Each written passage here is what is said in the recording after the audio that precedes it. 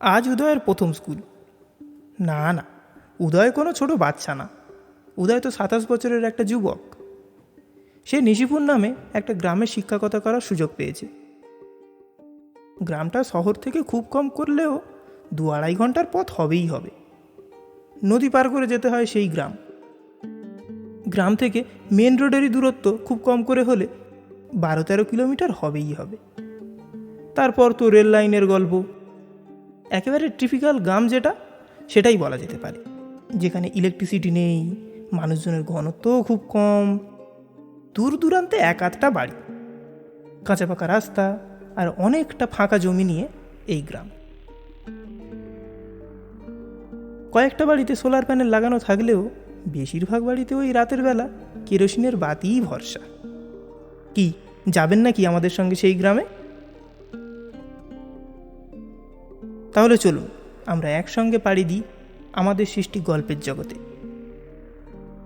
নমস্কার, আমি অমিত অধিকারী। আপনারা শুনছেন সুরূপমার ডায়েরি। আজকের আমাদের নিবেদন আমি অর্থাৎ অমিত অধিকারীর কলমে ভৌতিক রহস্য মাস্টার মশাই। চলুন তাহলে একসঙ্গে শুনে নেওয়া যাক। তো কোথায় ছিলাম? হ্যাঁ, গ্রামে। এই গ্রামে একটা মাত্র স্কুল। এখানেই সব বয়সের পড়ুয়া একসঙ্গে এসেই ভিড় করে। এ গ্রাম সে গ্রাম করে আশেপাশ থেকে জোনা 30-এর মতো এই বিদ্যালয়ে পঠন পাঠন করে।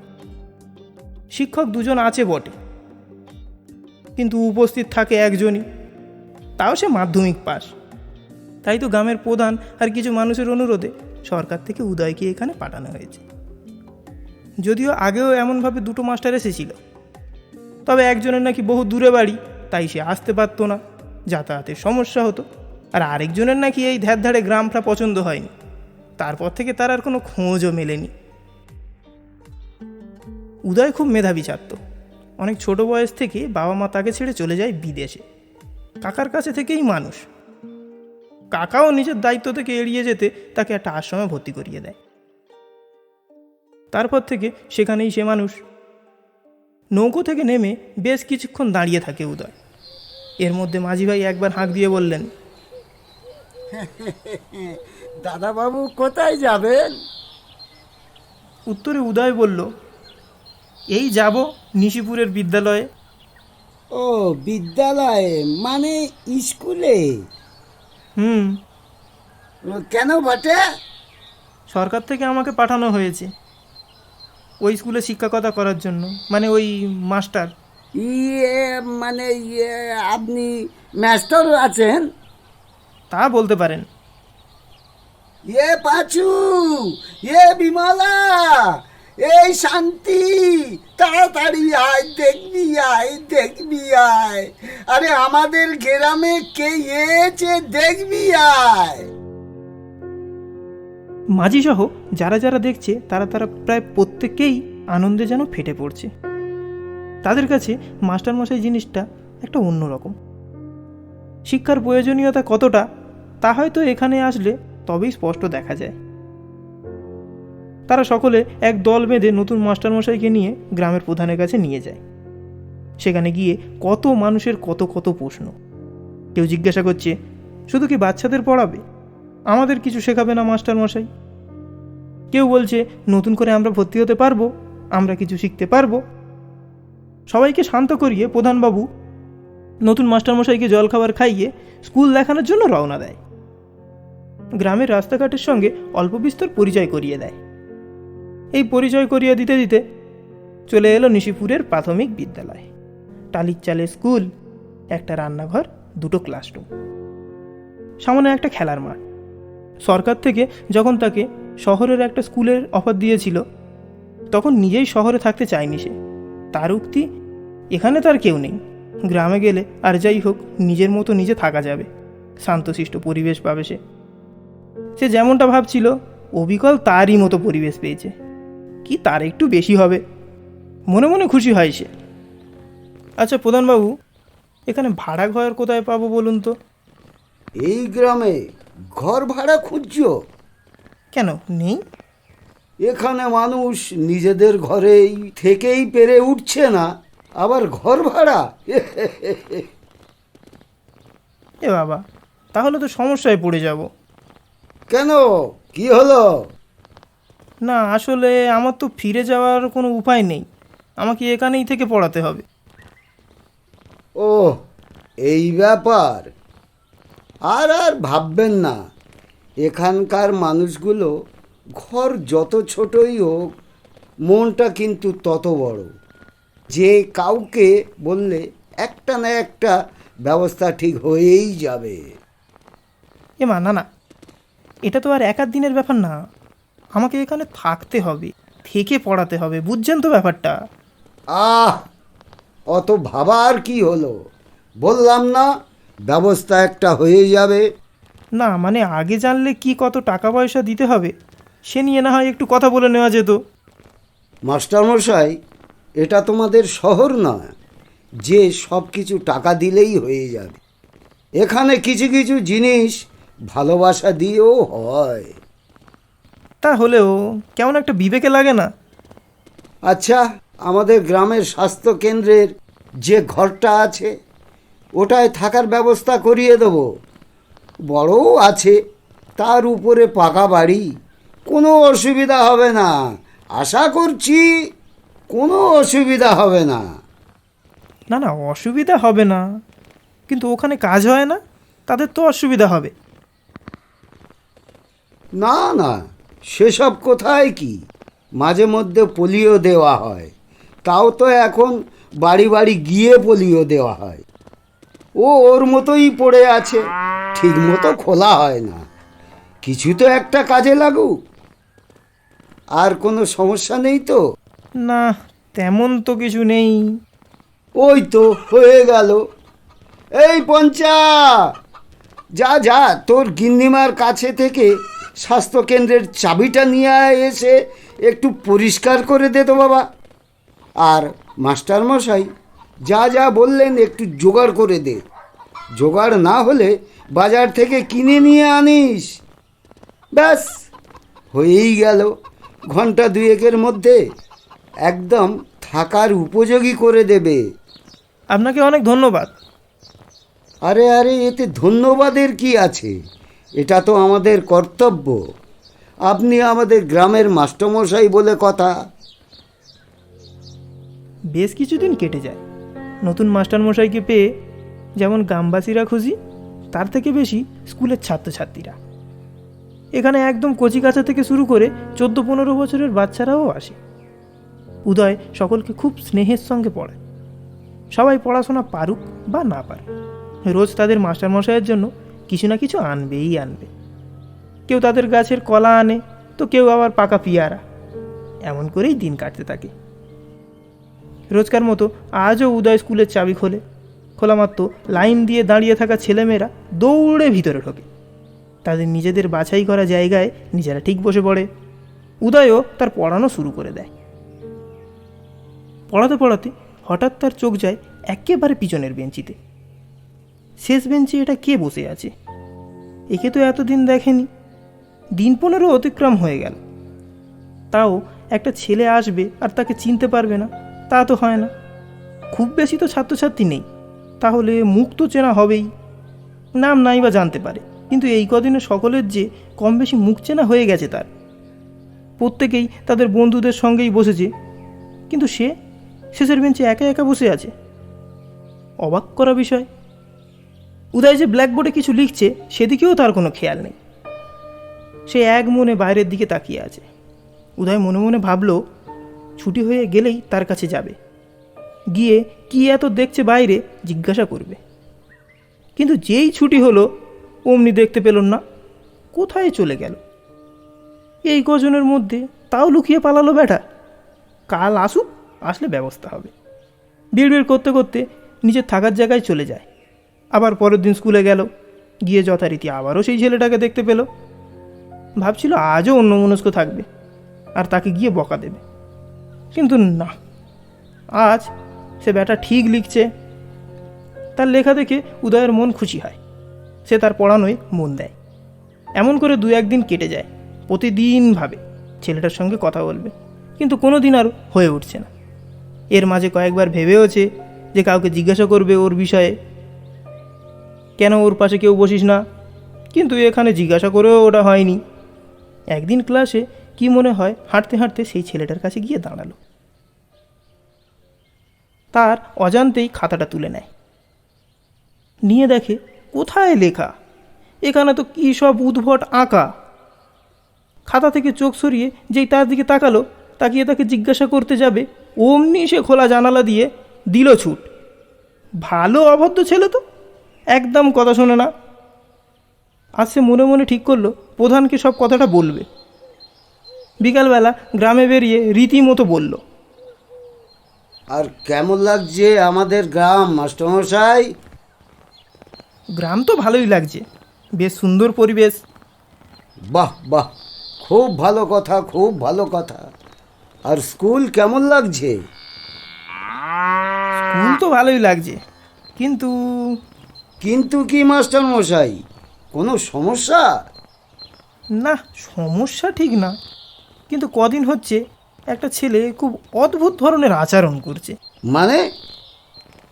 মানে কিভাবে বোঝাই আপনাকে? এই ধরুন ক্লাস করাচ্ছি, সকলে মন দিয়ে ক্লাস করলেও সে ব্যাটা নিজের মতো নিজে, না ক্লাসে মন দেয় আর না আমার কোনো কথা শোনে। বাচ্চারা তো একটু এরকম হবেই। সে তো হবেই, তাছাড়া কেমন উদ্ভট যেন। শুনুন মাস্টারমশাই, আপনাকে একটা কথা বলি। তেমন যদি মনে হয় দু চার ঘা মারবেন, তাহলে মারতে পারেন। কেউ যদি কিছু বলতে আসে, সে আমি বুঝে নেব। কিন্তু আপনার কাছে আমার অনুরোধ, আপনি দয়া করে আমার এই বাচ্চাগুলোকে মানুষ করে দেন। আসলে এদের বাপ মায়ের জন্ম হয়েছে মাঠে ঘাটে খেতে কাজ করে করে, আর মরবেও এই মাঠে ঘাটে। কিন্তু এই বাচ্চাগুলো যেন মানুষের মতো মানুষ হয়। একটু দেখো মাস্টার, একটু দেখো। আমি আমি এই আপনার পায়ে ধরছি মাস্টারমশাই।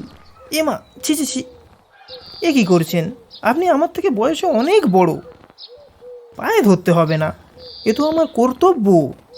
ভাববেন না, আমি আমার সম্পূর্ণটা দিয়ে চেষ্টা করব এই বাচ্চাগুলোকে মানুষ করার জন্য। ধন্যবাদ মাস্টারমশাই, ধন্যবাদ। এরপর 2 দিন কেটে গেল, সেই ছেলেটাকে আর দেখতে পায় না উদয়। তার পরের দিন স্কুল ছুটির পরে দরজা দিচ্ছে, বেরিয়ে আসার সময় ঠিক দেখলো সেই ছেলেটা শেষ বেঞ্চে বসে আছে। তাড়াতাড়ি করে উদয় দরজাটা খোলে। দরজাটা খুলেই ক্লাসরুমের মধ্যে ঢোকে। কোথায় সেই ছেলে? কেউ নেই তো। একেবারে সেই পিছনের বেঞ্চিটাই গেল, গিয়ে দেখতে চেষ্টা করলো। না, দেখতে তো পাচ্ছে না। তারপর মনের ভুল ভেবে বের হতে যাবে, অমনি কে যেন তার মুখের সামনে দরজাটা দুম করে বন্ধ করে দিল। এই কে কে কে কে কে? দরজাটা খোল, দরজাটা খোলো বলছি, ভালো হবে না কিন্তু। কে বদমাইশি করছিস? কে? সে দরজা ধাক্কায়, কিন্তু বাইরে কেউ নেই। একবার মনে হলো এই সব কিছু সেই ছেলেটার কাজ নয় তো, বদমাইশি করে হয়তো পালিয়েছে। সেসব কিছু ভাবতে ভাবতে হঠাৎ তার চোখ যায় সেই শেষের বেঞ্চিটার দিকে। দেখলো এ কি, সেই ছেলেটাও তো ওখানে বসে আছে। বসে বসে কিছু একটা আঁকছে বোধহয়। এবার উদয় দরজা ধাক্কানো বন্ধ করে দিয়ে তার দিকে যায়, গিয়ে তার কাছে থাকা খাতাটা কেড়ে নেয়। দেখলো আবারও সেই সাদা কাগজে শুধু কালো রং দিয়ে কী সব যেন আঁকছে। কোথাও কোথাও শুধু জঙ্গল, গাছপালা, কোথাও কোথাও আবার মুখ, আবার একটা মেয়ের ছবি। কিছুই তো বোঝা যাচ্ছে না, শুধু কালো মোম রং ঘষে ঘষে সেই আঁকা। সেই আঁকাগুলো দেখে অবাক হয়ে ছেলেটার দিকে তাকিয়ে জিজ্ঞাসা করলো, কী রে, এসব কী আঁকছিস তুই? ছেলেটা চুপ করে মাথা নিচু করে বসে থাকে। এই ছেলে, তোর বাড়ি কোথায়? চল, তোর বাবার কাছে যাব। পড়াশোনার নাম নেই, শুধু উল্টো পাল্টা আঁকাঝোঁকা করে যাচ্ছে। কোনো প্রশ্নের উত্তর দেয় না সে। সে এখন মাথা নিচু করে বসে আছে। এবার উদয় রেগে গিয়ে বলল, কী রে, কোনো কথা কানে যাচ্ছে না? বলে তার চুলটা ধরে মাথাটা উঁচু করে তুললেই ভয়ে ছিটকে পড়ল। এ কি দেখছে সে? এটা কে? চোখ দুটো কোঠরের মধ্যে ঢোকা, সেখানে কোনো শ্বেতমণ্ডল বা সাদা অংশটাই নেই। পরিবর্তে রয়েছে এক রাশ অন্ধকার। সে অন্ধকারের দিকে তাকাতেই যেন সে হারিয়ে গেল, তলিয়ে গেল। মুহূর্তের মধ্যে উদয়ের চারপাশ অন্ধকার হয়ে গেল। সে তার চোখ বন্ধ করে নিয়েছে। সাহস করে চোখ খুলতেই দেখল সেখানে শুধু অন্ধকার, আর অনেকটা অন্ধকার। সেই অন্ধকারে সে নিজেকেও খুঁজে পাচ্ছে না। না না, পাচ্ছে না সে খুঁজে নিজেকে। আলোর উৎস কোথায়? আলোর উৎস কিছুই খুঁজে পাচ্ছে না। সে খুঁজে চলেছে এক ছটা আলোর উৎস। সেখানে নেই কোনো ক্লাসরুম, নেই কোনো টেবিল, নেই কোনো বেঞ্চ। দরজাটাই বা কোথায় গেল? সেই ভাঙা জানলাটাই বা কই? কোথায় সে? আস্তে আস্তে নিজের অস্তিত্বটুকু যেন হারিয়ে ফেলছে সে। না, এ হতে পারে না। কেউ আছেন? সামবডি হেল্প মি প্লিজ, বাঁচাও আমাকে, বাঁচাও। মাস্টারমশাই, মাস্টারমশাই, ও মাস্টারমশাই! চোখে জলের ছটা দিয়ে প্রধানবাবু মাস্টারমশাইকে ডেকেই চলেছে। একটা সময় তার জ্ঞান ফেরে। কে কে? ও মাস্টারমশাই, শুনতে পাচ্ছেন? শুনতে পাচ্ছেন আমার কথা?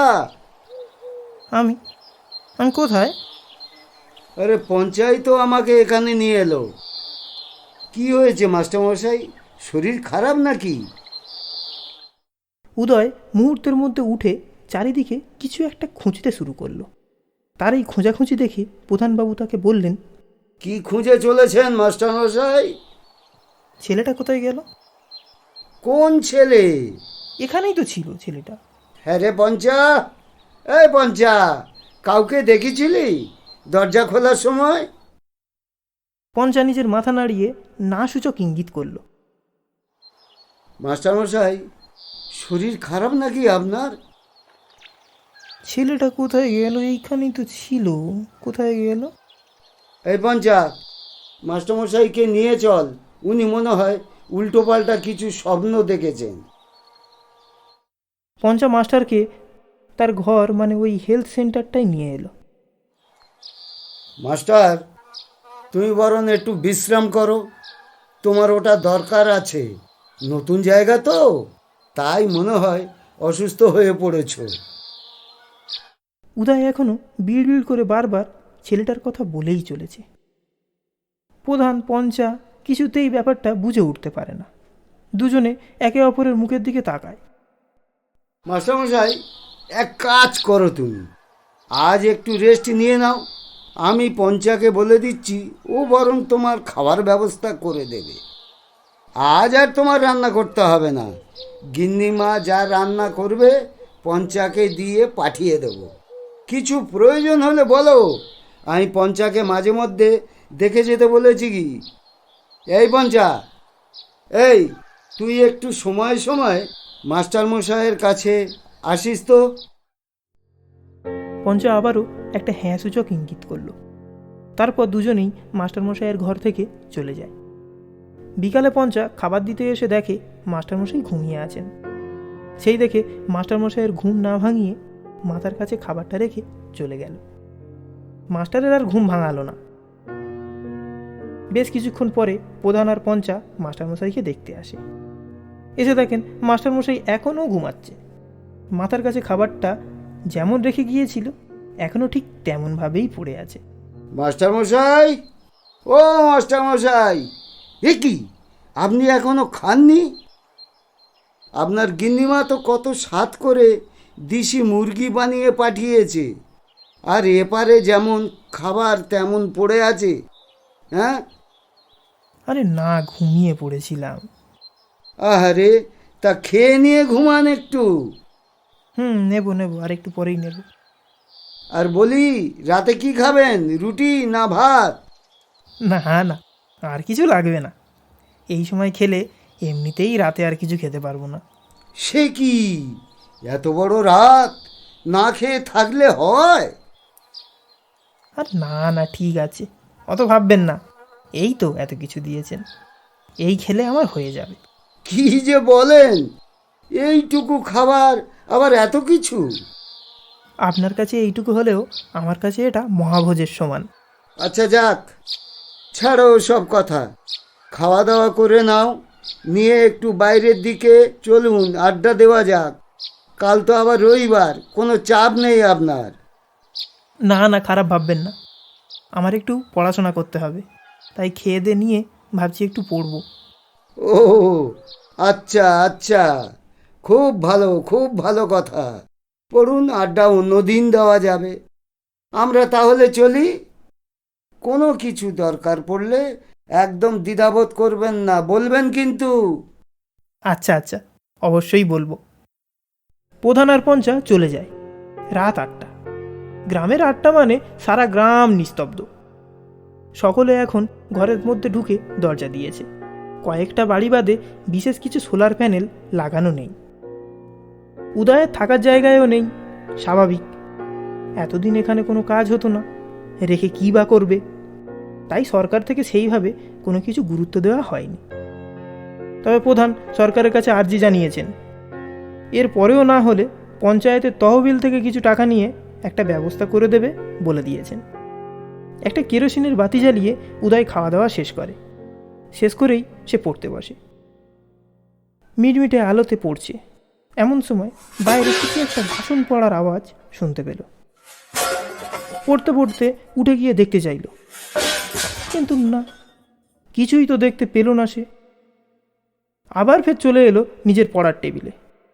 এসে পড়তে পড়তে ঝিমুনি আসছে তার। কি ব্যাপার, একটু আগেই তো ঘুমিয়ে উঠল, তাও এখন ঘুম পাচ্ছে। গ্রামের পরিবেশটাই হয়তো এমন, তাই তো এখানকার মানুষরা এত তাড়াতাড়ি ঘুমিয়ে পড়ে। সবে ঝিমিয়ে পড়েছে, অমনি তার কানে আবারও বাইরে থালা বাসন পড়ার আওয়াজ পেল। এবার রেগে গিয়ে সে হাতে কেরোসিনের বাতিটা তুলে নেয়। সেটা নিয়ে বাইরে চলল। বাইরে গিয়ে হাতের বাতিটা তুলে নিয়ে দেখতে চেষ্টা করলো। দেখল অন্ধকারের মধ্যে কেউ যেন বসে বসে দুপুরে আনা খাবারের হাড় গোড়গুলো চিবিয়ে খাচ্ছে। আলোটা তুলে ধরে দেখতে চাইল, কিন্তু এ কি, কিছুতেই বুঝতে পারছে না সে। এ কে, কি এটা, তার সঙ্গে কি বা হচ্ছে? সেই মিটমিটে আলোটা এই রাতের অন্ধকারে কোথায় যেন হারিয়ে যাচ্ছে।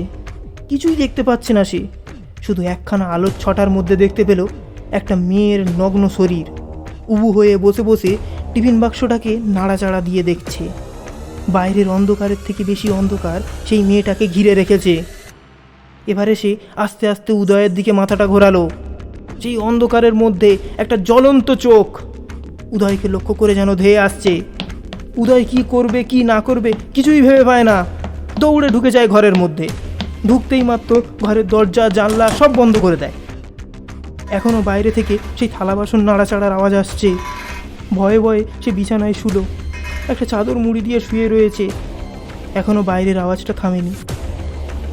হঠাৎ তার মনে হলো তার ঘরের মধ্যে কেউ যেন একজন হেঁটে চলে বেড়াচ্ছে। সে ভয়ে ভয়ে মাথার চাদরটা সরাতেই দেখলো না, কেউ নেই। এবারে সে কেরোসিন বাতিটার দিকে তাকালো। এখনও বেশ খানিকটা তেল তাতে রয়েছে। আজ আর তেল দিতে লাগবে না। এই সব কিছু ভাবছে, তার কানের কাছে কেউ যেন এসে বলে বসলো,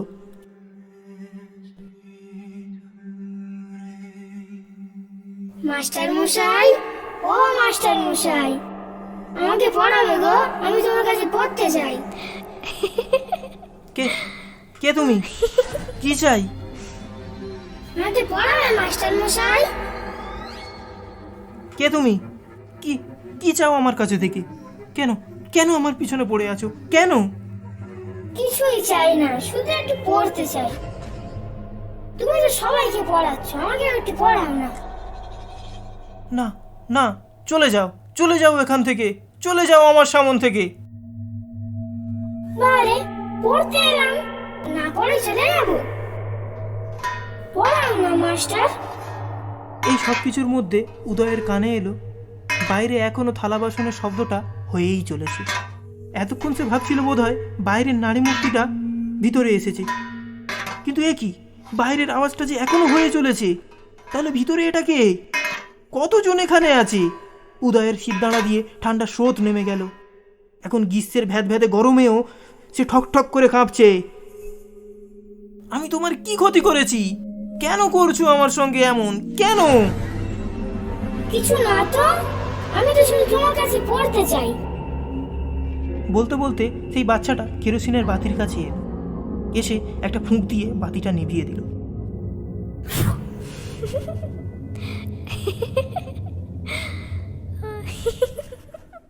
হায় হায় হায়, আমাদের মাস্টার মশাই রে কি হলো? এই পঞ্চা, ছুটে আয় ছুটে আয়, একটা বদ্যি ডেকে নিয়ে আয় তাড়াতাড়ি। এ তো মাস্টার মশাইয়ের গায়ে জ্বরে পুড়ে যাচ্ছে। তাড়াতাড়ি যা বাবা, যা, দেরি করিস না, কোথায় কি আবার হয়ে যাবে। সকালে প্রধান এসে দেখলো মাস্টার মশাই মেঝেতে পড়ে আছে, গায়ে তার ধুম জ্বর। পঞ্চাকে ডাক্তার ডাকতে পাঠায়। নদীর ওপার প্রান্ত থেকে ডাক্তার আনা হয়। মাস্টার মশাইয়ের সেই জ্বর কমতে 3 দিন সময় লাগলো। 3 দিন পরে জ্ঞান ফেরার পরে মাস্টার প্রথমেই যে কাজটা করলো সেটা হলো একটা পদত্যাগপত্র সরকারের কাছে পাঠিয়ে দিল। প্রধানকে সবটুকু বললেও প্রধান বিশ্বাস করতে চায় না। তার ধারণা সব কিছু সে স্বপ্নে দেখেছে। উদয় বেশি কিছু আর বলতেও চায় না। কদিন পরেই সে এখান থেকে বিদায় নেবে। সরকারের অনুরোধে আর মাত্র 1 মাস তাকে ওখানে থাকতে হয়। তবে সে এখন আর নিশিপুরে থাকে না। নদী পেরিয়ে জেটিঘাটের কাছে একটা ঘর ভাড়া করেছে। স্কুল থেকে সোজা এখানে আসে। বেশ কিছুদিন পরে উদয় ক্লাস করাচ্ছে। আবার সেই বাচ্চাটা তার চোখে পড়ল। হঠাৎ শেষ বেঞ্চে তাকে দেখে ভয় পেয়ে যায় ঠিকই, কিন্তু না, এবার আর ভয় পেলে চলবে না। বুকে সাহস নিয়ে চলল, গিয়েই ধমক দিয়ে বলল, এই ছেলে, উঠে দাঁড়া, দাঁড়া বলছি। কি চাই তোর? কিসের প্রবলেম আমাকে নিয়ে? কে তুই? এতক্ষণে ক্লাসের সবাই উদয়ের দিকে হাঁ করে তাকিয়ে আছে, কিন্তু তাতে উদয়ের কিচ্ছুটি যায় আসে না। কিরে, এমন চুপ করে থাকবি নাকি মুখ থেকে শব্দ বের করবি? বল, কে তুই? এবারে উদয় রেগে যায়, গিয়ে 2 চড় মেরে বসলো। তারপর তার চুল ধরে উঁচু করে তুলল। আশা করছিল এবারেও তার চোখটা অমনি কালো হবে, কিন্তু কোথায় কালো? একটা সাধারণ বাচ্চার মতোই তো তার চোখ। এবার তার খারাপ লাগছে। এ বাবা, এটা কি করলো সে? তাহলে কি সত্যিই এতদিন স্বপ্ন দেখছিল সে? তার চুলটা ছেড়ে দেয়, দিয়ে বসতে বলে। ছেলেটা বসে পড়ে। উদয় চলে যেতে যাবে, তখন ছেলেটা করুণ স্বরে তাকে বলে ওঠে, মাস্টার, আমি পড়তে চাই, আমি খেলতে চাই, কিন্তু আমাকে কেউ পড়ায় না, কেউ আমাকে নিয়ে খেলতেও চায় না। উদয় যেতে যেতে দাঁড়িয়ে পড়ে। উদয় কথাটা শুনে পিছন ফিরে তাকাতেই একটা পেনের রিফিল ঝাড়া মারল উদয়ের দিকে। সম্পূর্ণ কালিটা তার সাদা জামা ভর্তি হয়ে গেল। সে কালিটা দিয়েই জানালা দিয়ে দিল ছুট। উদয়ও তার পিছন পিছন ছুটেছে। তবে রে ব্যাটা, থাম, তুই জানিস না আমিও স্কুলেতে প্রথম হতাম ছুটে। তো ধরতে পারলে দেখাচ্ছি মজা, দাঁড়া, এই থাম।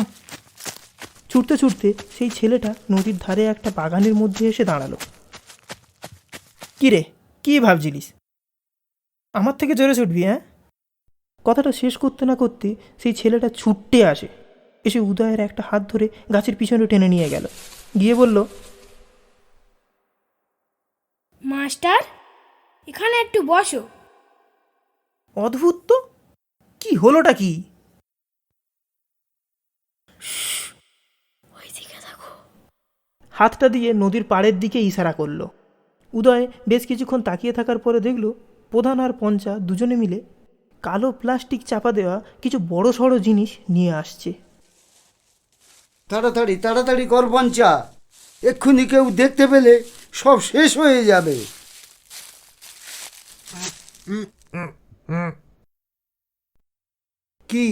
কি বলছিস? দেখতে পাবে না? ঠিক আছে, তাড়াতাড়ি হাত চালা, সন্ধে হয়ে আসছে। উদয় দূর থেকে বসে বসে দেখল প্রধান আর পঞ্চা মিলে মাটি খুঁড়ছে। খুঁড়তে খুঁড়তে প্রায় অনেকটা সময় কেটে গেল। তারপর ছেলেটি উদয়ের হাতটা ধরে টেনে নিয়ে গেল সেই প্রধানদের একেবারে কাছে। আশ্চর্য ব্যাপার, উদয় তাদেরকে দেখতে পেলেও কোনো আশ্চর্য ক্ষমতা বলে তারা কেউই উদয় আর সেই ছেলেটাকে দেখতে পাচ্ছে না। কি বলছিসটা কি? এখনো বেঁচে আছে? তা কি করে হয়? তুই ঠিক দেখেছিস? তাহলে তাহলে এই যা খুলেছিস ঠিক আছে। দেখি দেখি, আন মালটাকে। কোথায় নড়ছে? দেখি দেখি দেখি দেখি, কোথায় নড়ছে? বলতে বলতে হাতে ধরে থাকা কোদালটা নিয়ে প্লাস্টিকের উপরে মারল সজোরে। প্লাস্টিক ভিজে উঠল। প্লাস্টিকের উপরে মাটি ছড়াতে শুরু করলো। প্রধান এবারে তাড়াতাড়ি করে উঠে আসতে গিয়ে তার পা লেগে প্লাস্টিকটার বেশ কিছুটা অংশ খুলে গেল। উদয় তাকিয়ে দেখল একটা 27-28 বছরের বয়সী মেয়ের নগ্ন দেহ। তার মাথা থেকে রক্ত চুইয়ে চুইয়ে পড়ছে। মাথাটা যে জায়গায় রাখা সেখানে সারা জায়গা রক্তে ভিজে গেছে। প্রধান এখন গর্ত থেকে বেরিয়ে পরনের লুঙ্গিটা ঝাড়ছে। তার অবস্থান ঠিক উদয়ের পাশে। উদয় ডাকলো, প্রধানবাবু, ও প্রধানবাবু। কিন্তু কোনো উত্তর পেল না। কাঁধে হাত দিয়ে সবে ডাকতে যাবে অমনি দেখলো প্রধান মুহূর্তের মধ্যে পিছনে ফিরল। প্রথমে উদয় যে গাছটার পিছনে লুকিয়েছিল সেখানে এখন একটা বাচ্চা ফুঁপিয়ে ফুঁপিয়ে কাঁদছে। প্রধানকে বাবা বলে ডাকছে। যে বাচ্চাটা উদয়কে এত দূর ডেকে আনলো এটা সেই বাচ্চাটাই না? 1 মিনিট আগেই তো এখানে ছিল, ওখানে কিভাবে গেল? উদয় সঙ্গে সঙ্গে পাশে তাকাতেই দেখলো বাচ্চাটা নেই সেখানে।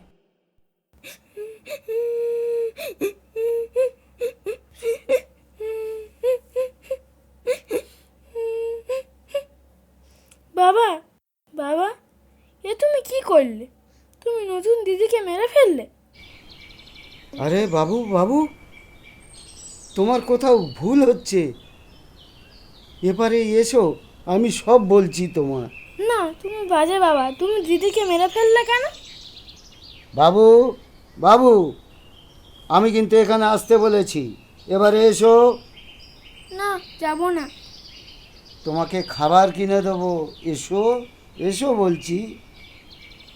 না, লাগবে না, আমার খাবার আছে। তুমি নতুন দিদিকে মেরেছো কেন? বাবু, যে জিনিসটা জানো না সেটা নিয়ে কথা বলো না। না, আমি এক্ষুনি মার কাছে যাচ্ছি। আমি কিন্তু বলেছি এখানে আসতে, না আসলে কিন্তু খুব বকা দেবো। তারপর বাচ্চাটা আস্তে আস্তে প্রধানের কাছে আসে। আসার পরে প্রধান তাকে শক্ত করে জড়িয়ে ধরে। ততক্ষণে পঞ্চায়েত চাপা দেওয়া প্রায় শেষ হয়ে এসেছে। বাবু, তোমাদের পড়া না হলে তোমাদের দিদিমণি তোমাদের মারতেন না, হুম সাজা দিতেন। দিতেন। তাহলে তোমাদের ভুল হলে তোমাদের সাজা দিতেন। এটা তো আমাদের বড়দের ব্যাপার। তাহলে ভুল করলে সাজা দেব না বলো? হ্যাঁ, দিদি কি ভুল করেছে? সেটা তোমাকে এখন বলা যাবে না, আমি পরে তোমাকে বলবো। না, ছাড়ো আমাকে, আমি মার কাছে যাব। যাচ্ছ যাচ্ছ, এত তাড়া কিসের? আমিও তো যাব। না, আমি মাকে গিয়ে সব বলবো। আমার কথাটা শোনো বাবু, তুমি যদি মাকে না বলো তাহলে আমি তোমাকে অনেক খেলনা কিনে দেবো। লাগবে না, আমার খেলনা লাগবে না, ছেড়ে দাও আমার। বহুবার বলার পরেও বাচ্চাটা প্রধানের কাছে থেকে নিজেকে ছাড়িয়ে নিয়ে চলে যেতে চাইছিল, কিন্তু প্রধান তাকে শক্ত করে ধরে রয়েছে। এরপর প্রধান পঞ্চাকে ডাকলো, এই পঞ্চা, পঞ্চা, এদিকে আয় তো, তাড়াতাড়ি আয়। পঞ্চা তাড়াতাড়ি করে এলো। সেখানে প্রধানের সামনে দাঁড়াতেই প্রধান বলল, পঞ্চা, ছোটবাবু কথা শুনছে না, ওকেও সাজা দিতে হবে। না না, আমাকে ছেড়ে দাও, আমি মায়ের কাছে যাব। ছোটবাবু অনেক বড় দোষ করেছে, ওকে সাজা হিসেবে ওকে মৃত্যু দে। পঞ্চা অবাক হয়ে প্রধানের দিকে তাকায়। প্রধানের ঠোঁটের কোণে একটা হাসি ফুটে ওঠে। বাচ্চাটাকে পঞ্চার দিকে ঠেলে দিল, দিয়ে বলল, নদীতে গিয়ে এমনভাবে ডুবিয়ে মারবি যেন মনে হয় ও খেলতে খেলতে নদীতে পড়ে গিয়ে সেখান থেকেই ও মারা গেছে। আহ পঞ্চা, জানি আমার ছেলে কিন্তু পাপ দেখে ফেলেছে, সাজা তো পেতেই হবে। আরে বেশি না ভেবে যা বলছি তাই কর, আমি তোর গিন্নিমাকে সামলে নেব। পঞ্চা ছেলেটার হাত দুটো ধরে নদীর জলে মুখটা শক্ত করে ধরে রইল।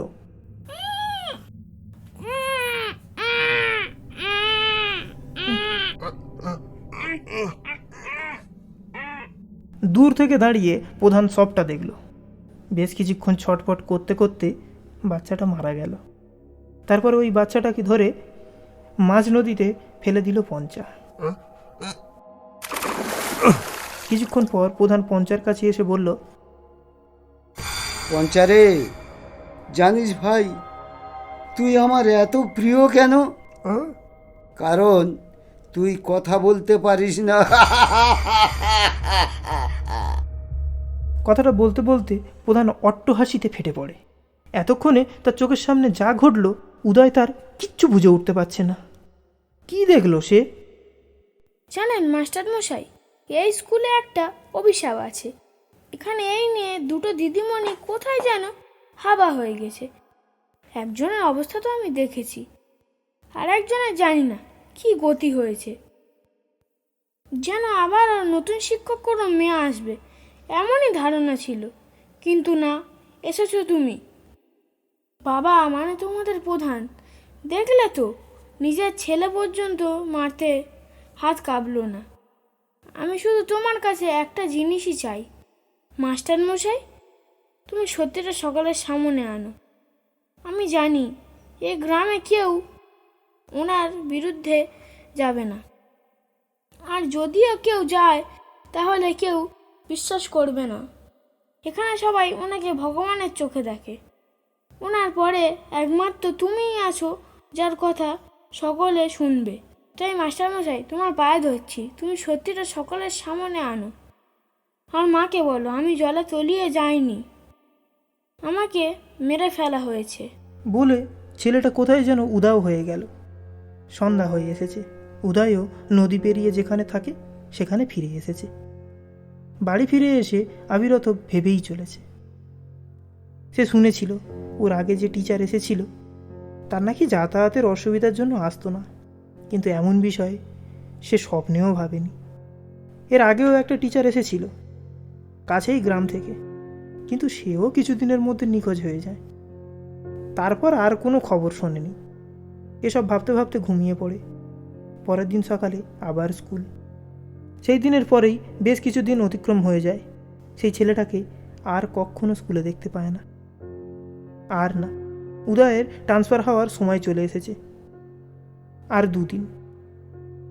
এই কদিন সেইভাবে না প্রধানের সঙ্গে না গ্রামের অন্য কারোর সঙ্গে দেখা করেছে, না কথা বলেছে। ব্যাস, আর একদিন, তারপর জায়গাটা থেকে চিরতরে মুক্তি পাবে সে। অবশেষে শেষ দিন স্কুল থেকে বের হলো। প্রধান পঞ্চা আর বেশ কিছু মানুষ তাকে বিদায় জানাতে এসেছে। কিন্তু উদয় নিজের মতো নিজে চলে যায়, নৌকায় ওঠে। ব্যাস, মন স্থির করে নিয়েছে এবারে সে একেবারে শহরে গিয়ে তবেই দম ফেলবে। কি মনে হলো, বেশ কিছুটা পথ যাওয়ার পরে ঘাটে দাঁড়িয়ে থাকা মানুষগুলোর দিকে তাকালো। সেই ভিড়ের মধ্যে দেখল বাচ্চাটাও আছে, তার চোখে জল। তা দেখে একটু বিরক্তি প্রকাশ করে মুখটা অন্যদিকে ঘুরিয়ে নিল। স্টেশনে চলে এলো, এসে বসে আছে। ঠিক তার কানের কাছে এসে একটা রিনরিনে স্বরে বলে উঠল, মাস্টার, মাস্টার, তুমি আমাদের কথা একবারও ভাবলে না? আমায় ক্ষমা করো, আমি তোমার এ কাজ করতে পারবো না। মাস্টার, তুমি ছাড়া আর কেউ নেই যে আমাদের সাহায্য করবে। কেন, তুমি তোমার নিজের সাহায্যটাই করো না? প্রথমে আমাকে তো খুব ভয় দেখিয়েছিলে। সেরকম কিছু করলে তো সব ঠিক বের হয়ে আসবে। তোমার বাবা ভয় পেয়ে যাবে, তারপরে সব সত্যিটা উগরে দেবে। মাস্টার, তুমি ভুল ভাবছো। তুমি ছাড়া আমাকে আর কেউ দেখতে পায় না। সেদিনের পর থেকে আমি সবসময় সকলের সামনেই ঘুরি, কিন্তু কেউ দেখতে পায় না। তুমি প্রথম যে আমাকে দেখতে পেলে। ও, তো আমি কি করব? আমি তোমার এই ভুতুড়ে ঝামেলায় পড়তে চাই না বাবু। আমার নিজের জীবন আছে। দিদিরও তো জীবন ছিল, সেও তো কত দূর থেকে আমাদেরকে পড়াতে আসতো। চলো না মাস্টার, চলো না, তুমি পারো আমাদের ন্যায় বিচার করতে। না, আমি পারি না। এক্ষুনি আমার ট্রেন আসবে, আমি চলে যাব। তুমি তোমারটা বোঝো, আমি আমারটা বুঝি। মাস্টার, মাস্টার, দিদিরও তো তোমার মতোই কেউ ছিল না, বেচারিকে একা পেয়ে অনেক অত্যাচার করেছে। চলো না। না বলেছি, আমার এই ট্রেন আসছে, আমি চললাম, তুমি তোমারটা দেখো বাবু। স্টেশনে ট্রেন আসে। ট্রেনে উঠতে যাবে, দেখলো বাচ্চাটা দাঁড়িয়ে দাঁড়িয়ে কাঁদছে।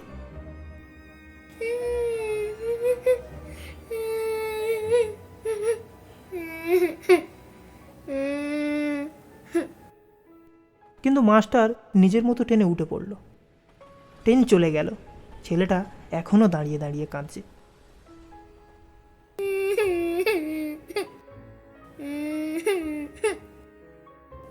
থাক, অনেক কান্নাকাটি হয়েছে, চলো এবারে।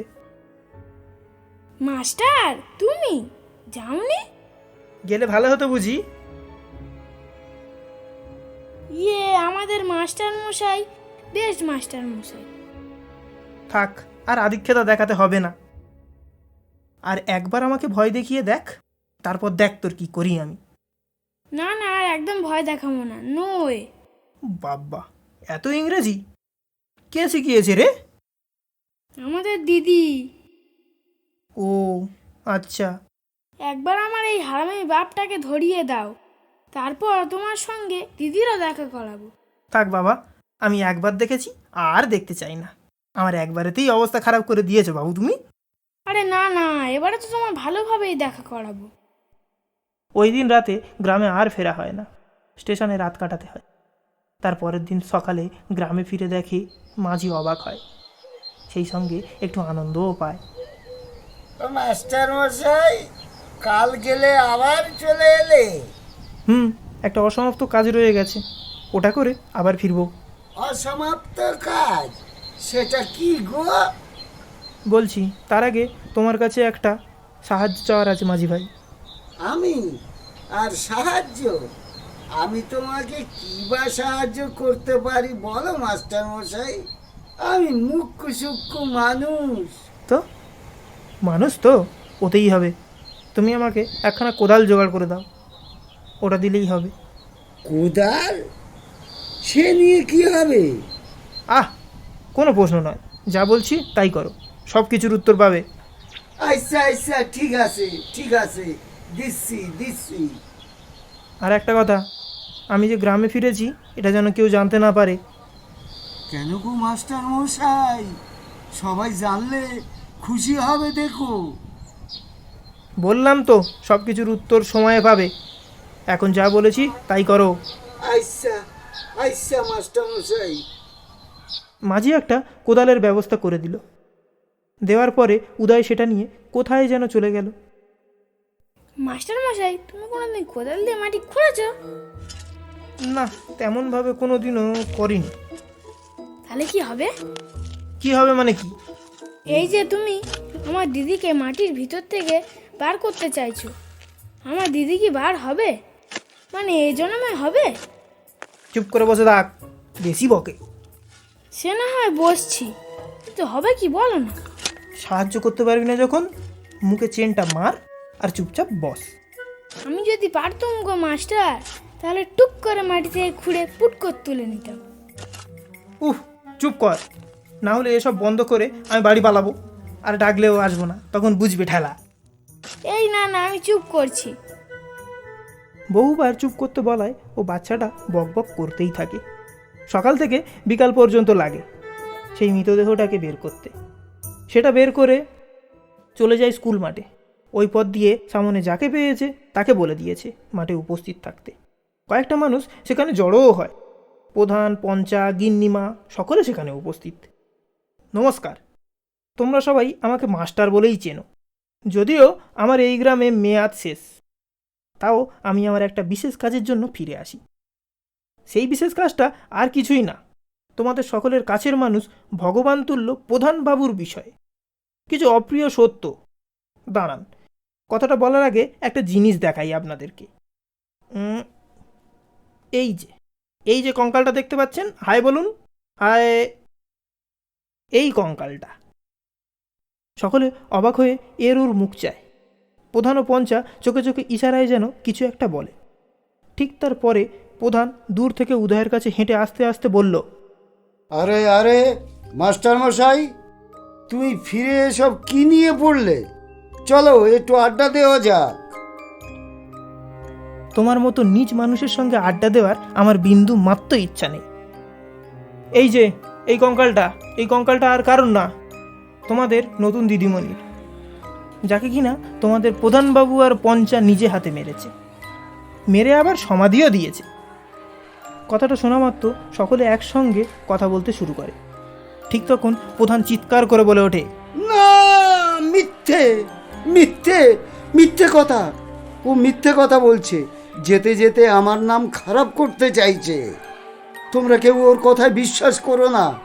এই যে মাস্টার, বেঁচে ফিরবে না বলে দিলাম।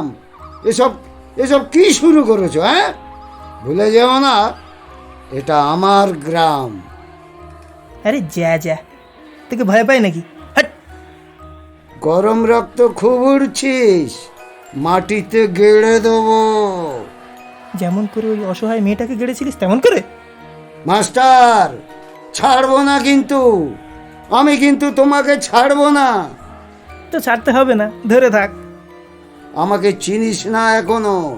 চিনতে চাইয়ে না। হাট মাস্টার! হাট!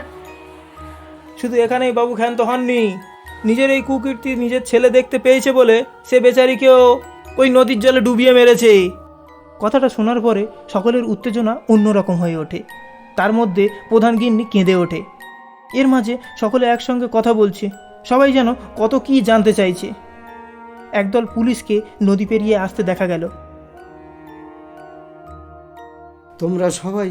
তোমরা সবাই ওই দুদিনের মাস্টারের কথা বিশ্বাস করছো? হ্যাঁ, ও সব মিথ্যে বলছে, ও সব মিথ্যে, কিছুই সত্য নেই এর মধ্যে। বাবু জলে পড়ে মারা যায়, বিশ্বাস করো। তোমাদের সকলের ভালো ভাবি, আর নিজের ছেলেকেই কিনা আমি মারবো? প্রমাণ চাও ওর কাছে। প্রমাণ? কিসের প্রমাণ রে? প্রমাণ আর কিছুই না, সব পাপের সমান ভাগীদারি পঞ্চা। কি পঞ্চা বাবু, ঠিক বলছি তো?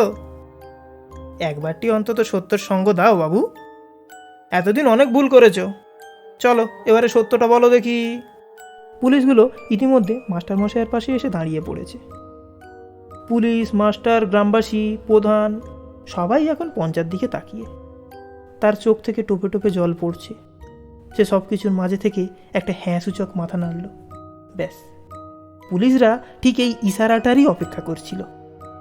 তারপর তারা পঞ্চায়েত প্রধানের হাতে হাত কড়া পরিয়ে নৌকায় তোলে। পিছনে পিছনে মাস্টারও সেই নৌকায় ওঠে। কিছুটা দূরে নৌকা যাওয়ার পরে উদয় আবারও ঘাটের দিকে তাকায়। দেখলো সেই ছেলেটা দাঁড়িয়ে আছে, তার পাশে সেই 28 বছর বয়সী যুবতীটা। তাদের দুজনকে বাতাসে মিশে যেতে দেখল। দুজনের চোখে জল। উদয়ের চশমাও ঝাপসা হয়ে এসেছে। তার কানের কাছে একটা হালকা হাওয়া, ঠিক যেন ঘাট থেকে বয়ে তার কাছেই আসলো। সেই হাওয়ার সঙ্গে উদয়ের কানের কাছে বলে গেল, থ্যাংক ইউ মাস্টার মশাই।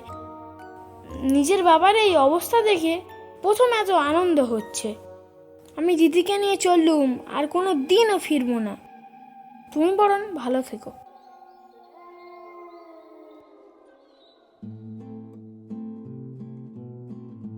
পাপ কখনো চাপা থাকে না, সে যতই নিখুঁতভাবে করা হোক না কেন।